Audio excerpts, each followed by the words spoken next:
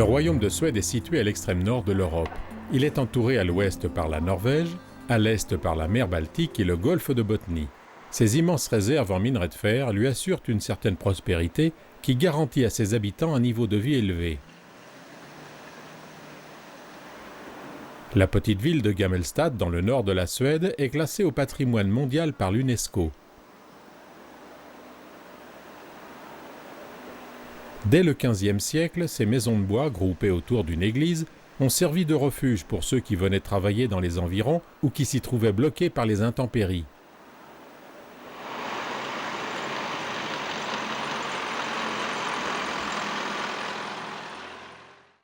Depuis ces temps anciens, le tracé du rivage s'est modifié et un nouveau port a été créé à Luleå, à 5 km à l'est de Gammelstad. Luleå se trouve à 110 km au sud du cercle polaire, dans la province de Botnie du Nord.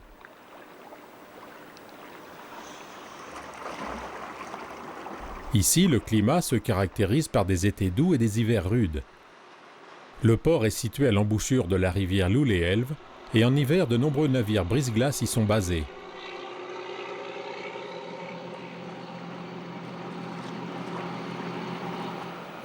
Le minerai de fer provenant du nord de la Suède est soit traité sur place à Luleå, soit exporté par bateau. Le fer provient des mines exploitées par la compagnie LKAB, fondée en 1890. Chaque jour, plus de 100 000 tonnes de minerais sont expédiées par le train. Environ un cinquième de ce tonnage aboutit à Luleå, alors que les 4 autres cinquièmes rejoignent le port norvégien de Narvik.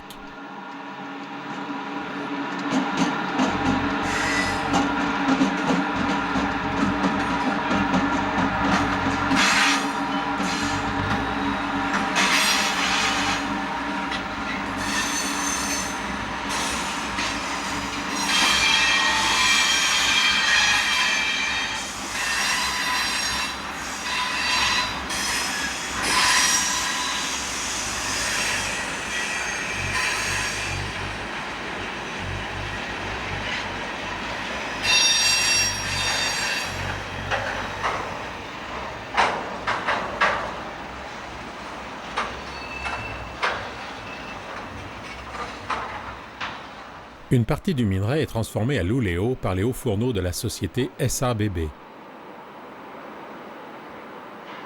Pendant que le déchargement des trémies s'effectue automatiquement, le mécanicien en profite pour nettoyer le pare-brise de sa machine.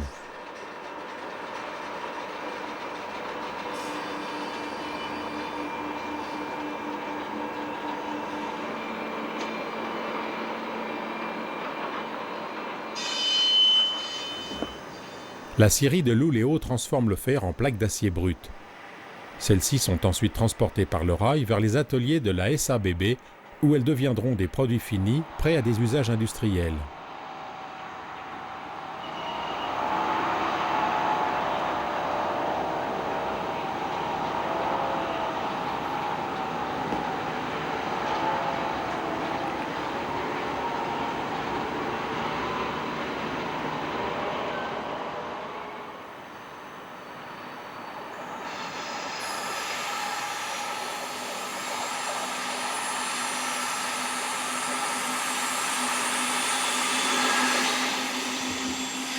Une rame vide retourne à Kiruna pour être rechargée. Sur cette ligne, elle va rencontrer les trains de voyageurs exploités depuis 2003 par la société Connex.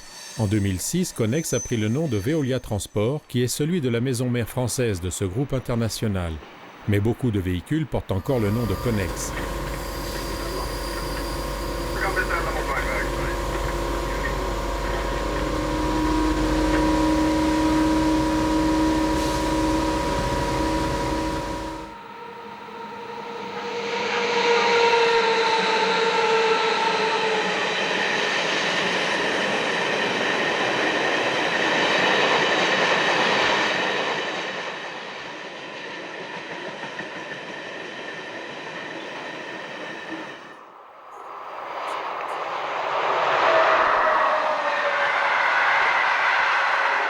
Nous remontons vers le cercle polaire qui passe ici largement à l'intérieur des terres. Pendant l'été arctique, fin juin, le soleil reste plusieurs nuits de suite au-dessus de l'horizon. Mais en contrepartie, au cœur de l'hiver, il ne se montre plus et les journées d'obscurité complète sont interminables. La gare de Polsirkeln se trouve, comme son nom suédois l'indique, directement sur le cercle polaire.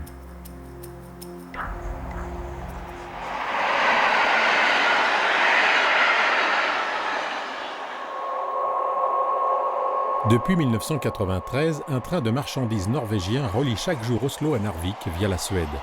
Il achemine essentiellement des conteneurs.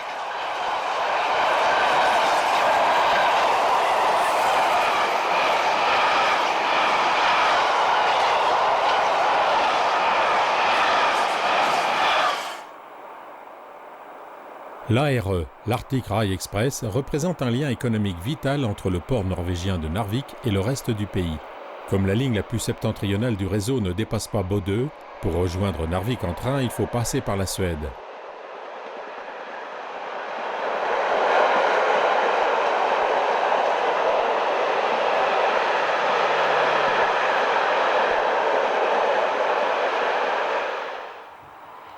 Depuis le triage d'Analbro à Oslo, ces conteneurs font un voyage de 27 heures pour couvrir 1950 km jusqu'au port de Narvik.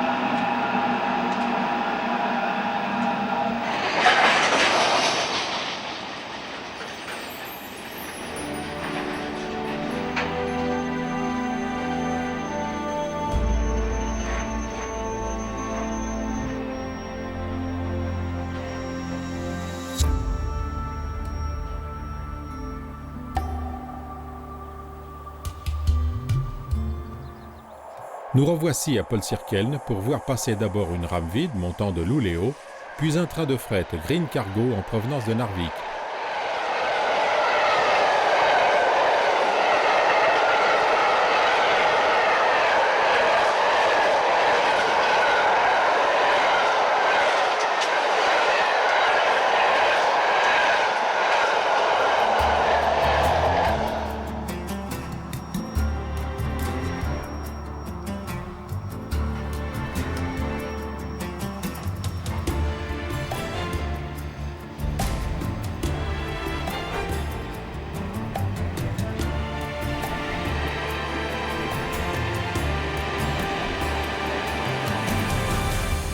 Ici, la tranquillité n'est guère troublée par le passage des trains.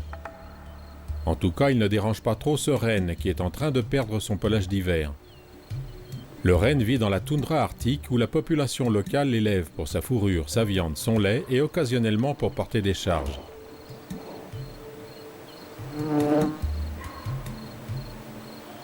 Mais le plus célèbre propriétaire de rennes n'est-il pas le Père Noël ?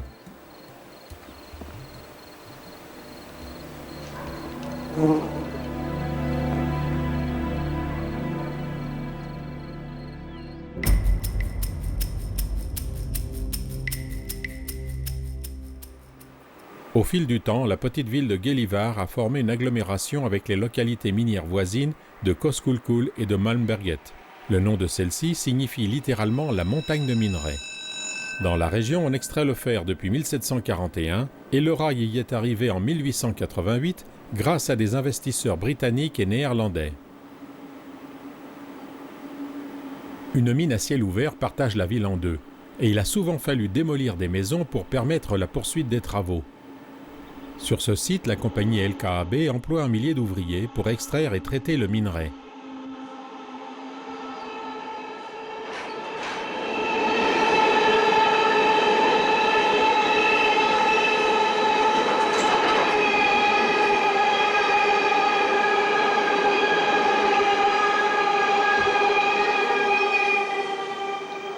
En été, c'est le temps des vacances et du voyage. Mais sous ces latitudes, la météo n'est pas forcément de la partie.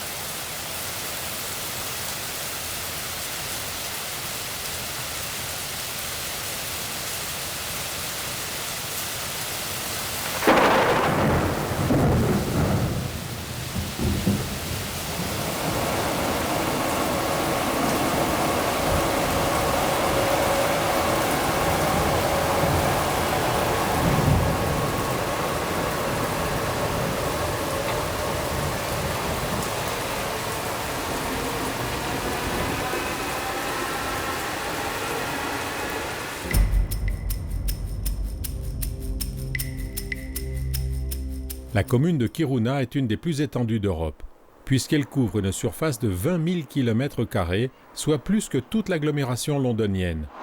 La population compte 25 000 habitants, mais ceux-ci sont certainement moins nombreux que les Rennes. L'ancien comptoir des Saamis, le nom local des Lapons, est devenu une véritable ville après la découverte du gisement de fer vers 1900. Kiruna est le centre économique et culturel d'une vaste région où la vie n'est pas toujours facile. Au début de l'hiver, le soleil disparaît totalement et la nuit se prolonge pendant de longues journées, avec une température qui peut descendre à 45 degrés au-dessous de zéro. En été, au contraire, l'ensoleillement permanent et l'humidité presque tropicale amènent des hordes de moustiques. Un dicton local dit que 20 millions de moustiques ne peuvent pas se tromper, c'est à Kiruna qu'il faut habiter. Chaque matin, le train de nuit Stockholm-Narvik marque l'arrêt en gare de Kiruna après déjà 17 heures de route.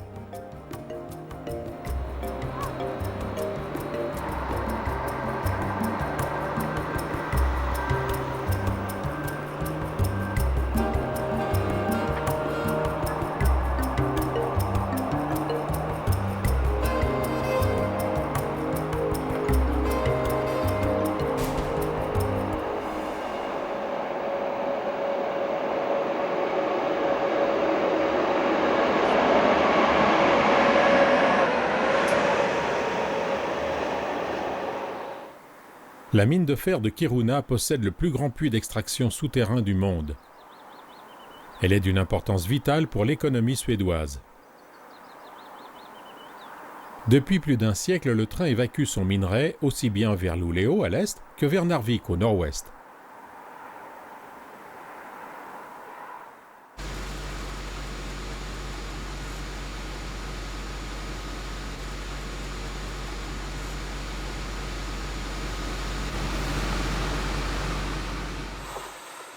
Depuis 1995, les trains de fer sont exploités par Malmtrafik, une filiale de la compagnie minière, qui porte le sigle MTAB en suédois et MTAS en norvégien.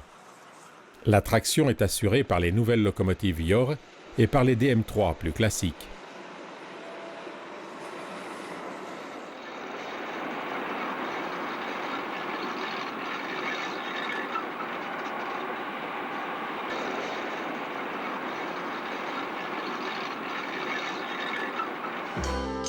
« 39 machines formant la série DM ont été livrées à partir de 1953.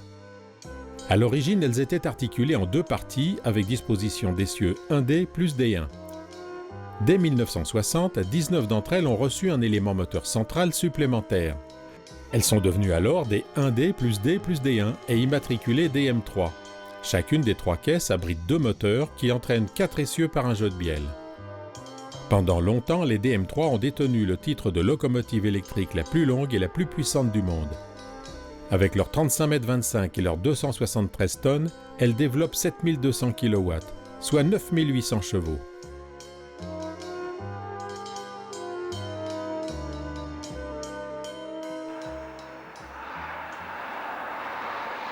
Une rame vide est conduite au poste de chargement de la mine par une T44, une bébé de construction Noab. C'est le type de diesel le plus répandu en Suède.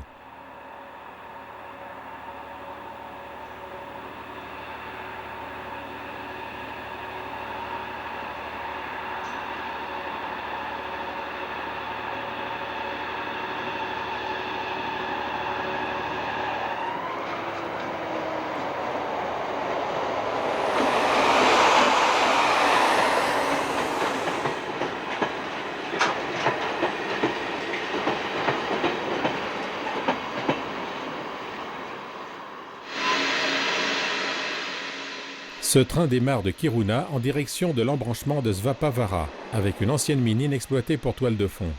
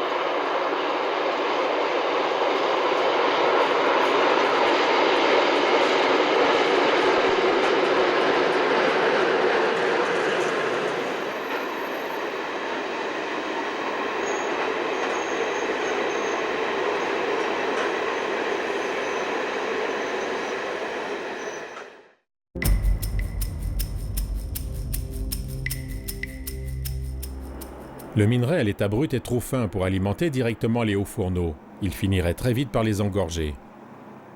Pour faciliter son traitement, il faut d'abord le fondre avec des additifs afin de former des boulettes agglomérées d'environ 1 cm de diamètre. C'est une usine spécialisée, à Svappavaara, qui effectue cette préparation.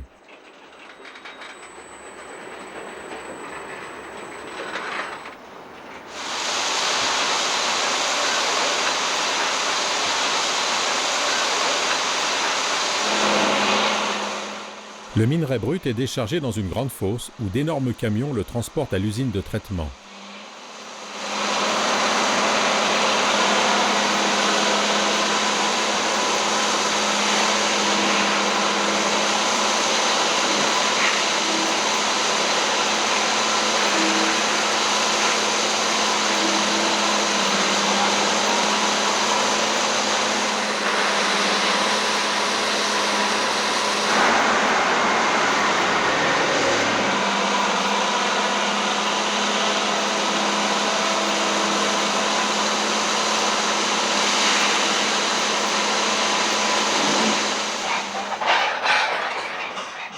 Le déchargement de cette rame, poussée par une CC diesel de la série T46, est entièrement automatisé.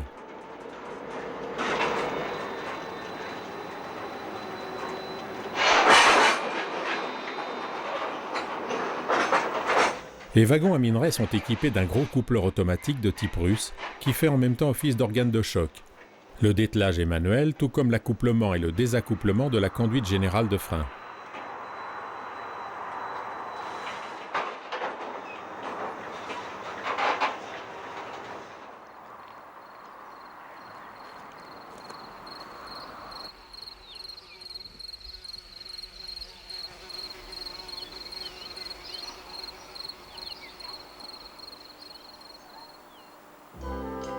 Aujourd'hui, la mine de Kiruna exploite des puits d'une grande profondeur. Mais en 1947, elle était exploitée à ciel ouvert. Les wagons à destination de Narvik étaient chargés par d'énormes pelleteuses à vapeur.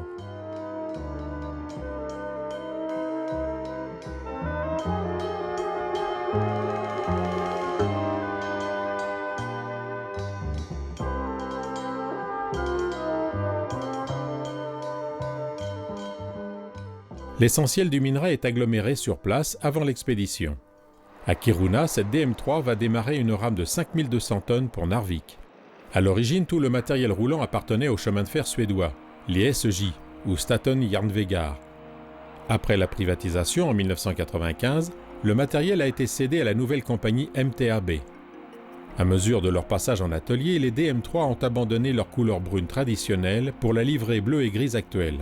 Malgré leur puissance et leur robustesse, ces locomotives géantes sont aujourd'hui techniquement dépassées et elles sont progressivement remplacées par les nouvelles machines YOR qui sont encore plus puissantes. La ligne du fer a été mise en service en traction vapeur puis électrifiée par étapes entre 1915 et 1923. Le courant employé, en Suède comme en Norvège, est le 15 000 volts monophasé à fréquence de 16 Hz de tiers. C'est le type d'alimentation que l'on trouve aussi en Allemagne, en Suisse et en Autriche.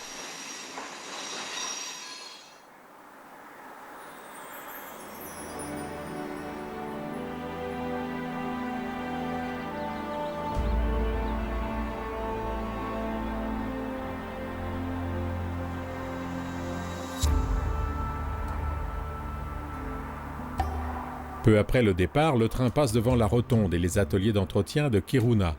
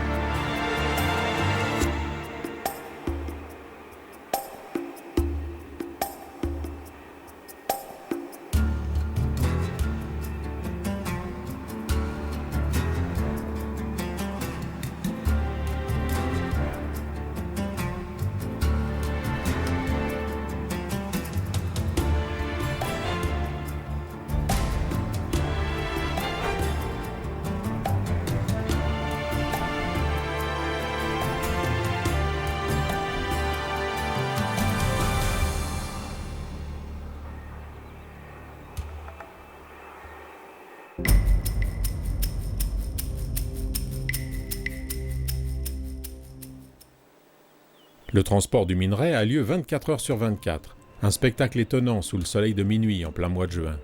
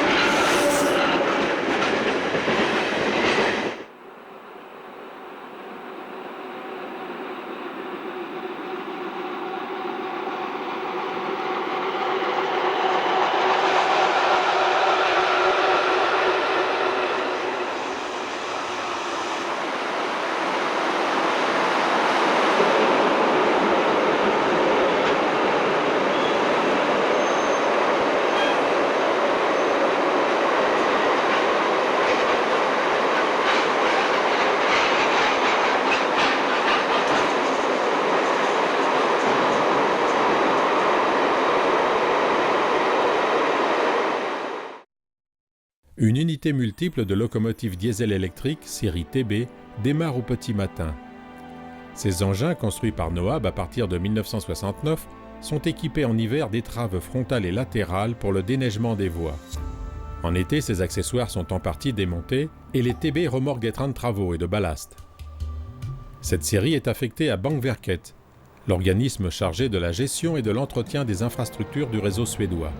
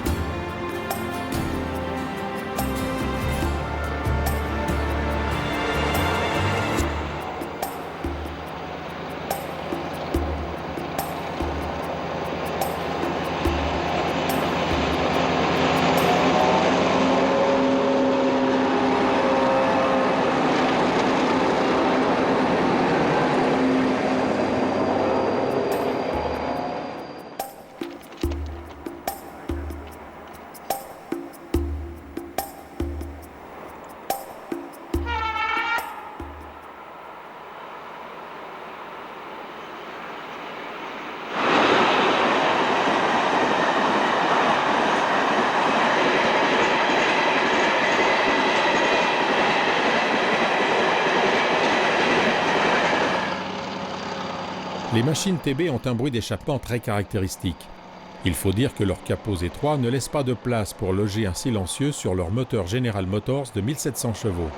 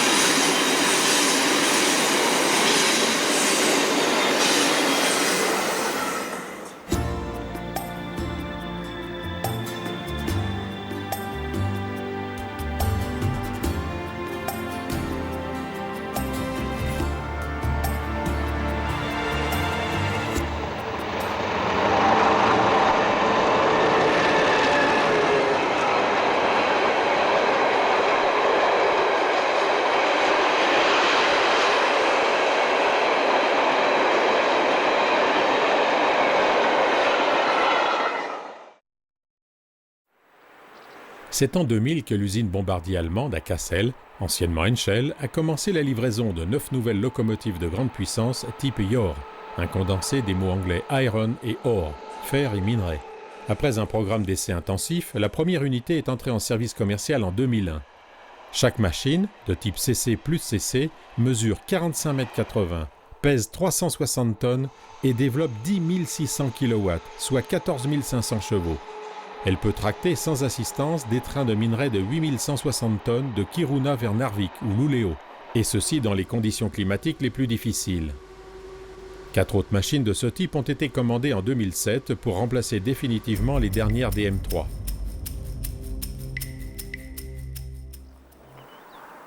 La gare de Torneträsk tire son nom d'un des plus beaux lacs de Suède. Par son étendue, c'est le 7e du pays, et il fait partie du parc national d'Abisko, dans la Laponie suédoise.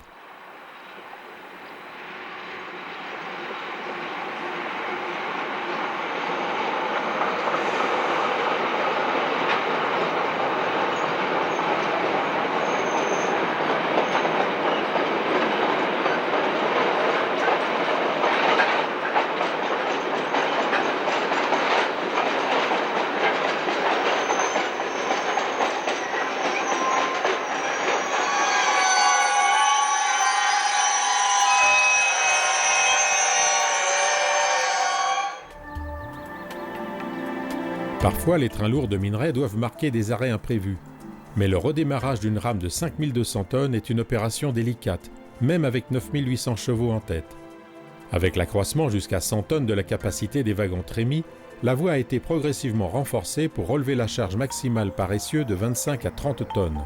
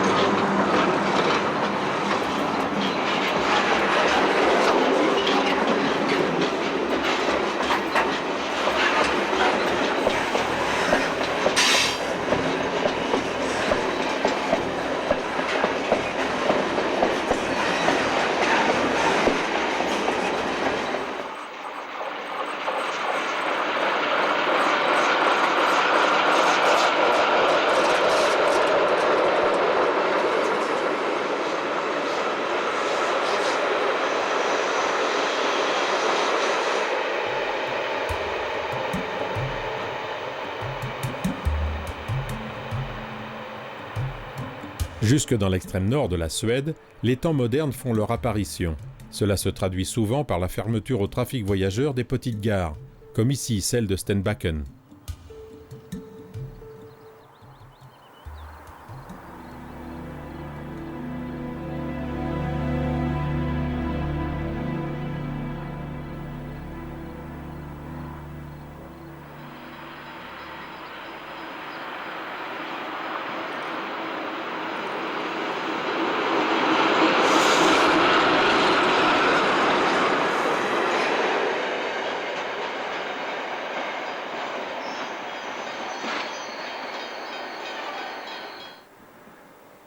Le lac Tornetresque s'étend sur 70 km de long et sa profondeur atteint 168 mètres.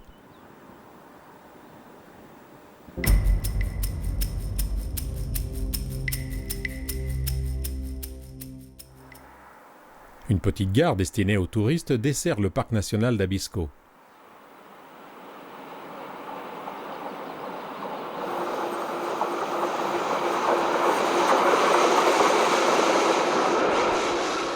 La gare d'Abisko est le point de départ de nombreuses randonnées dans une nature quasiment vierge. Elle est desservie par les trains de voyageurs de la compagnie Veolia.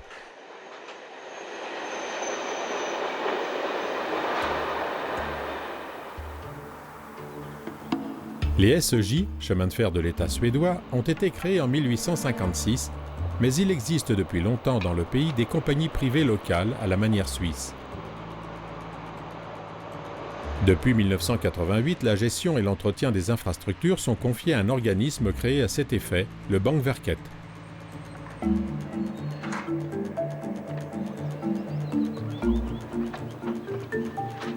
En 1999, les dessertes voyageurs régionales du nord de la Suède ont été concédées à une compagnie privée, la Tågkompaniet. Puis, en 2003, les services à longue distance Stockholm-Boden-Narvik ont été attribués au groupe Veolia. Celui-ci emploie des locomotives bébés électriques série RC5 rachetées au SEJ et des voitures de même origine remontant aux années 60 à 80.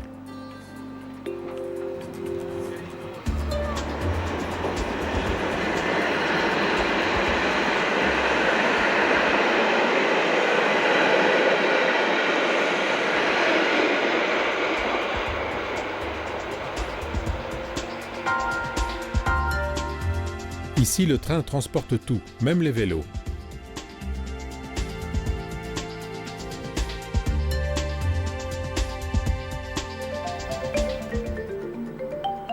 Les touristes ont quitté la gare d'Abisko et maintenant c'est une DM3 qui passe en tête d'une rame vide en provenance de Narvik.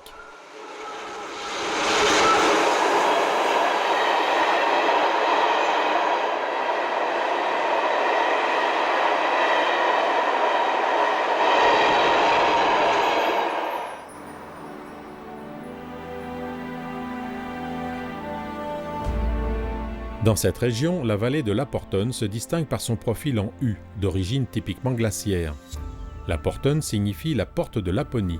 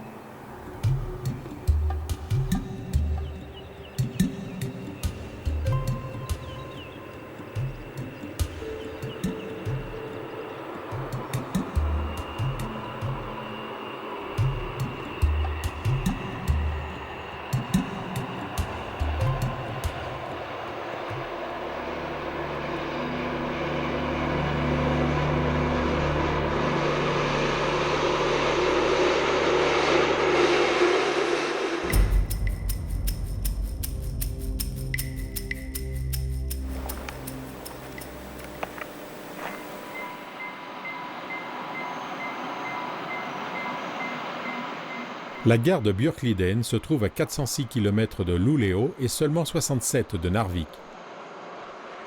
Seul le grincement de frein des trains vient troubler la tranquillité de ce lieu isolé. Des gares comme celle-ci sont réparties tous les 10 km environ sur la voie unique pour permettre le croisement des trains.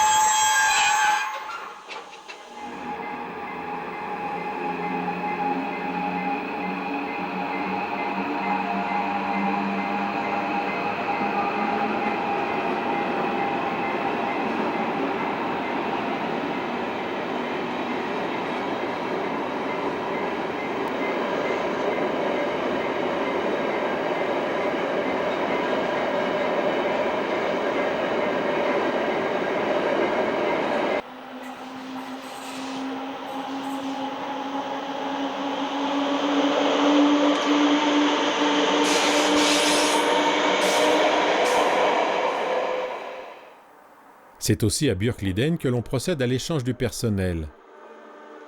Le conducteur suédois de la Jor va être relevé par son collègue norvégien qui arrive de Narvik sur une DM3.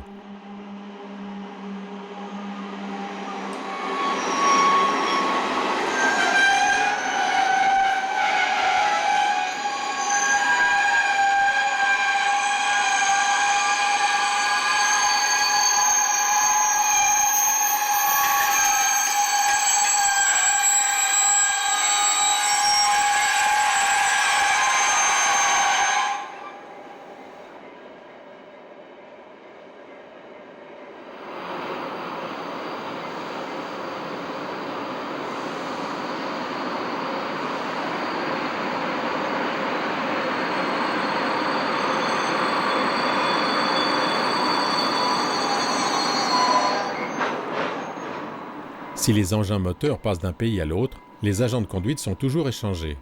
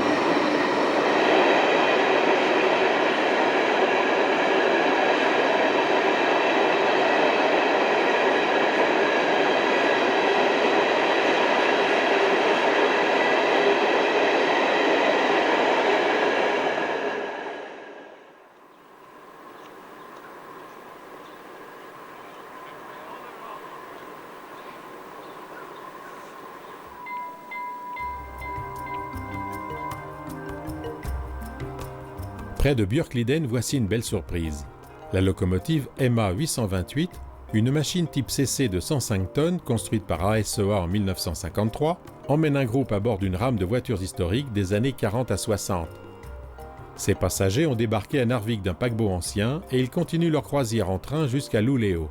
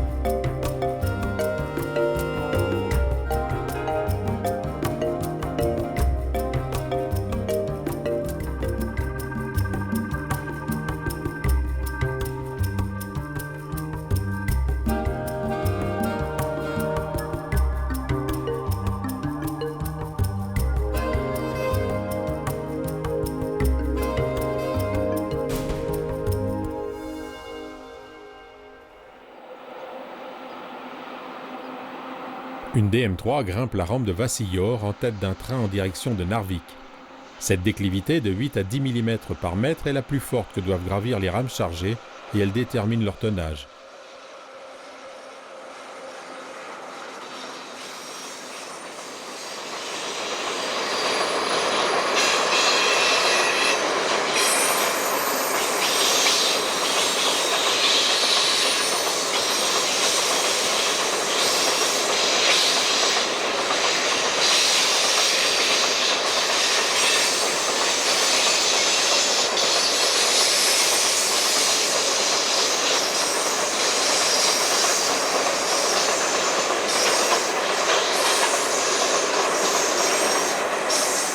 À Vassillor, la DM3 rencontre une ancienne locomotive diesel danoise qui appartient maintenant à une entreprise d'entretien des voies.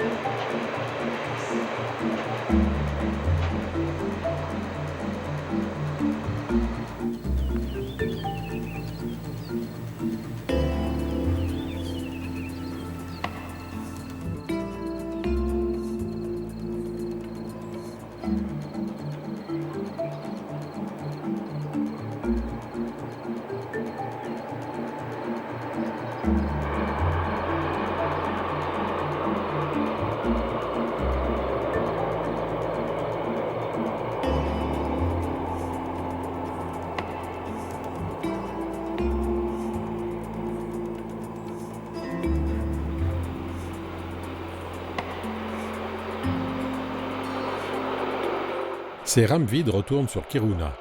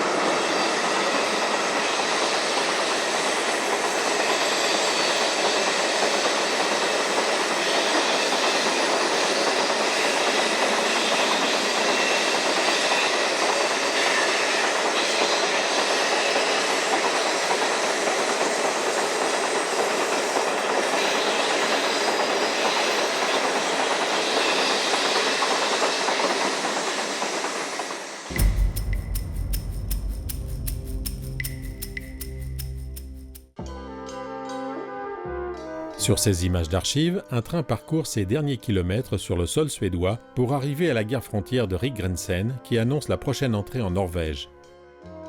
Ici, pas grand-chose n'a changé depuis les années 60.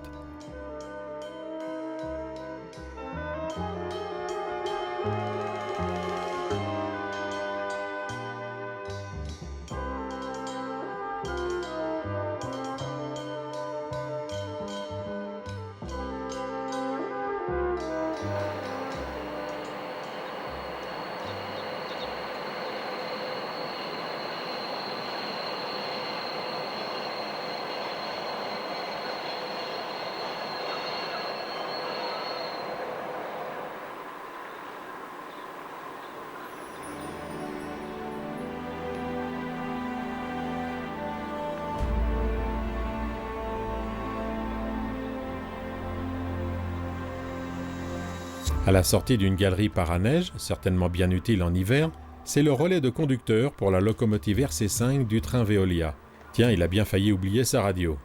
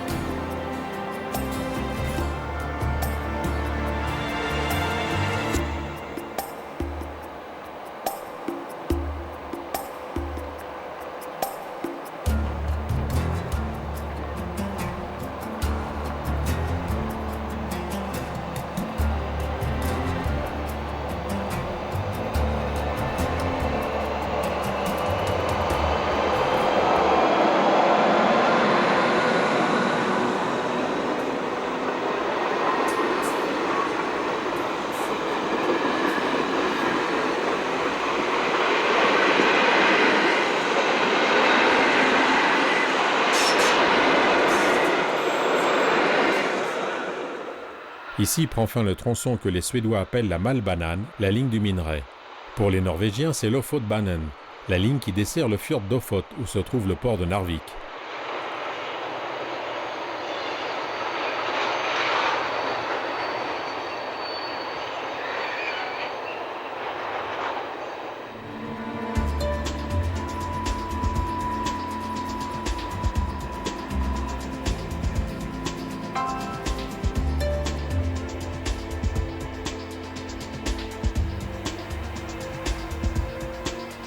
Ce monument a été érigé en 1928 pour commémorer les 25 ans de l'inauguration de la section norvégienne.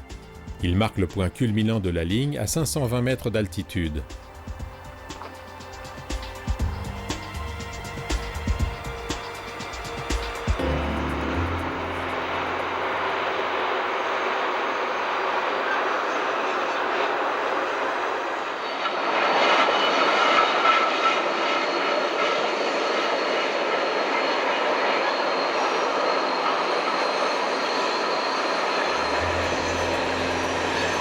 Sur cette section, le rail traverse une chaîne de montagnes. C'est la partie la plus spectaculaire du trajet.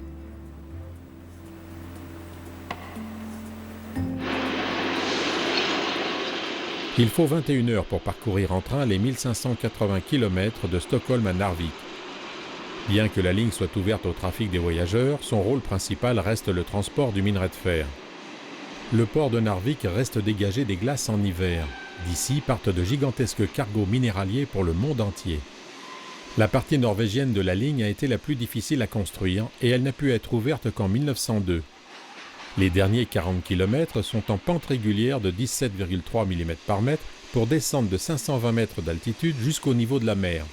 Sur ce trajet, le rail s'insère remarquablement dans les paysages arctiques.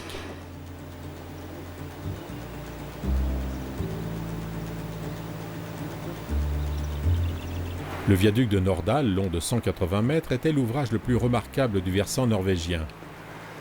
Le rail aurait pu suivre un autre tracé, mais à l'époque de la construction, l'armée a imposé ce pont pour pouvoir le détruire et bloquer la ligne en cas de conflit.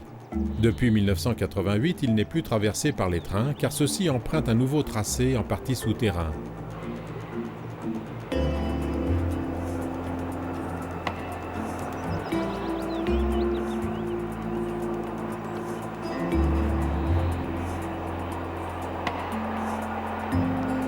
Après 20 heures de route, le train Stockholm-Narvik s'engage sur cette déviation récente, en vue de l'ancien viaduc de Norddal.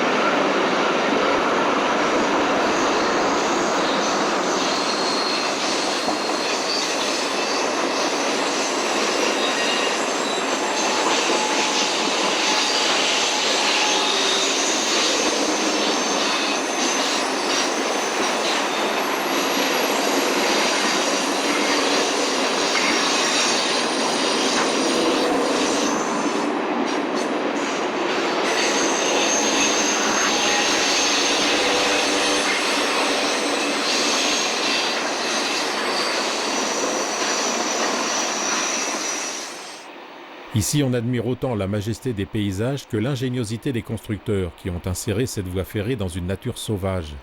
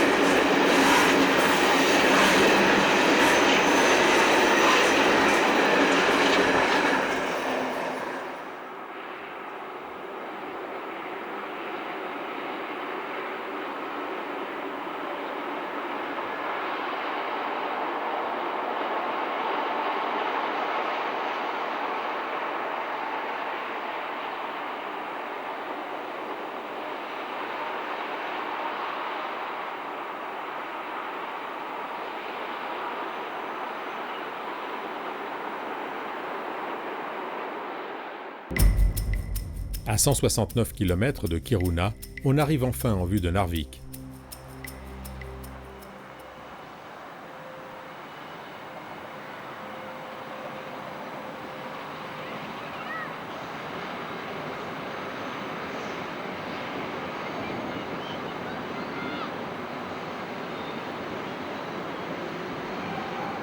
Ce train traverse d'abord la gare de Narvik avant de rejoindre sa destination finale, le terminal minéralier.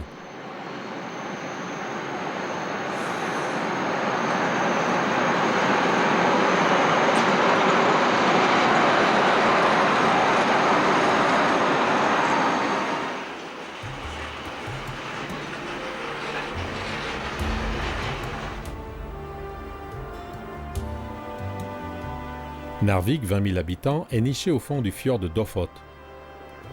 À 300 km au nord du cercle polaire, c'est le deuxième terminus ferroviaire le plus septentrional d'Europe, dépassé seulement par celui de Mourmansk, en Russie.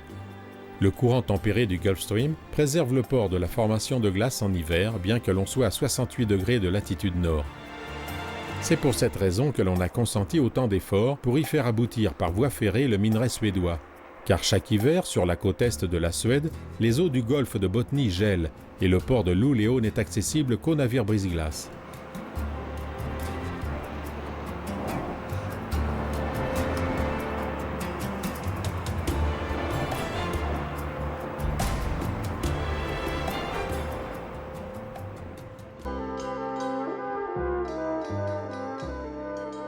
À Narvik non plus, les choses n'ont pas beaucoup changé depuis une cinquantaine d'années.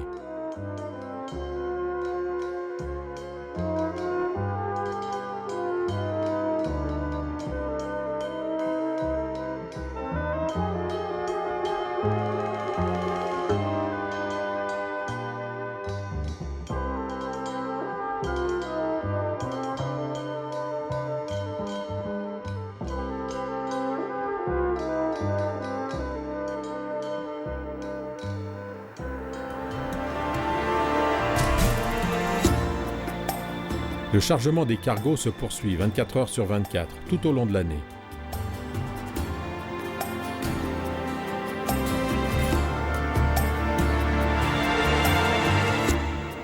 La compagnie norvégienne de navigation Hurtigruten dessert Narvik depuis 1893.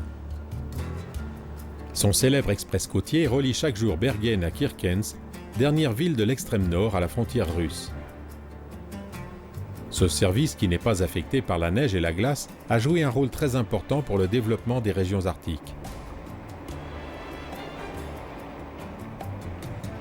Baptisé du nom des îles Lofoten, un des plus anciens bateaux de la flotte Hurtigruten accoste au port de Narvik.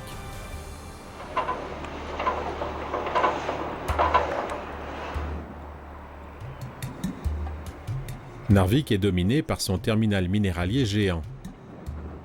Ici, des milliers de tonnes de minerais de fer sont chargées chaque jour dans les soutes des cargos pour alimenter les hauts fourneaux. Et avec des besoins en acier qui sont en pleine croissance partout dans le monde, cette activité n'est pas prête de disparaître.